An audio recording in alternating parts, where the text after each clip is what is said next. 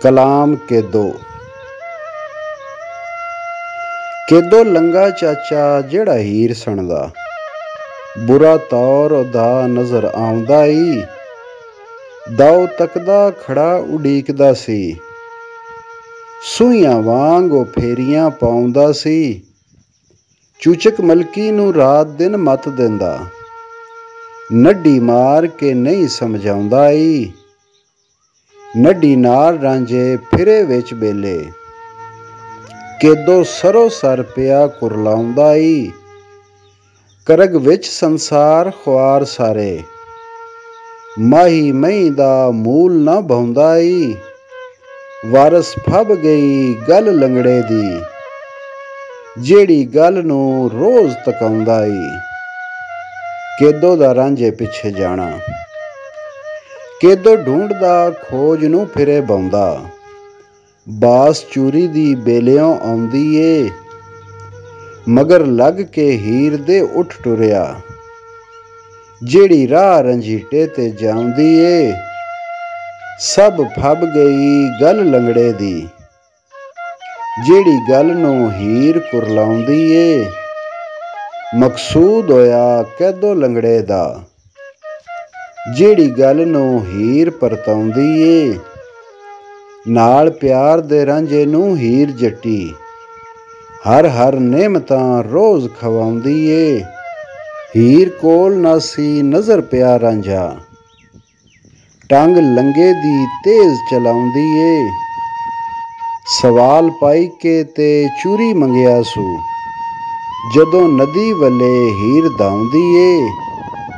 रांझा आखदा आओ फकीर साईं, तेरी तबाए असां नूं भाउंदी ए।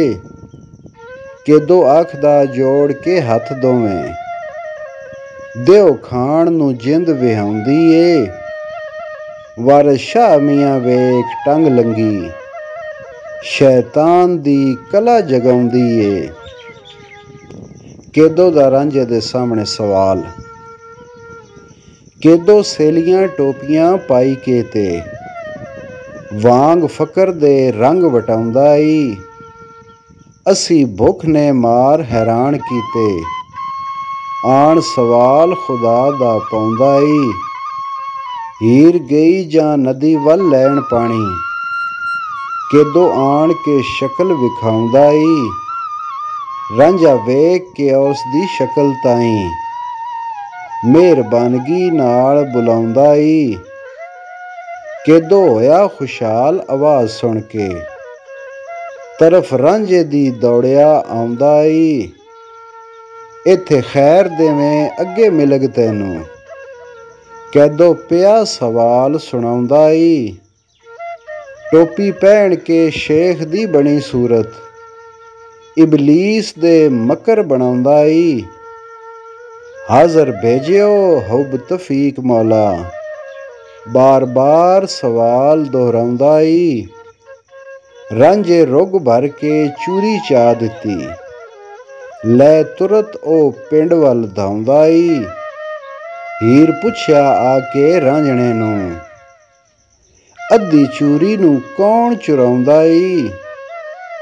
रांझा आखदा एक फकीर आजिज़, पापा वास्ते पिया अकाउंदा ई। दित्ती रब दे नाम दी चा चूरी, कोई बहुत मजजूब सदाउंदा ई। रांझे पुछया हीर नूं ए लंगा, हीरे कौन फकीर किस थाउं दा ई। हीर आखदी मेरा चंडाल चाचा, हत्थी लाउंदा पैरीं बुझाउंदा ई।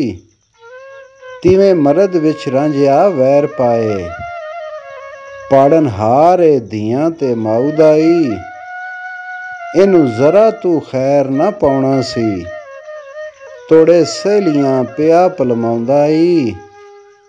ए बड़ा बखील बदनसल फासक, कोई ऐस नूं भला ना भाउंदा ई। दूजी थां शैतान ए जंग अंदर, भाई माहर दा ए कहाउंदा ई।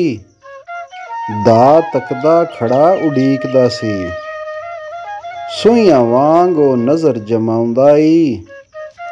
ਇਹ ਗੱਲ ਜਟੇਟੀ ਨੂੰ ਖਾ ਗਿਆ, ਜਿਵੇਂ ਜ਼ਖਮ ਤਲਵਾਰ ਦਾ ਖਾਂਦਾ ਈ। ਪੰਜੀ ਕਪੜੀ ਹੀਰ ਨੂੰ ਅੱਗ ਲੱਗੀ, ਜਦੋਂ ਰਾਂਝਣਾ ਸੁਖਨ ਅਲਾਉਂਦਾ ਈ।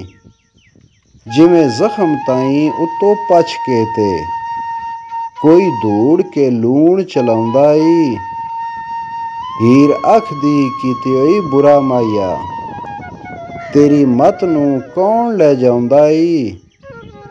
ਦੇਸੀ ਸੁਤੀਆਂ ਕਲਾ ਜਗਾ ਲੰਗਾ, ਅੱਕ ਦੁੱਧ ਦੇ ਵਿੱਚ ਚੁਆਉਂਦਾ ਈ।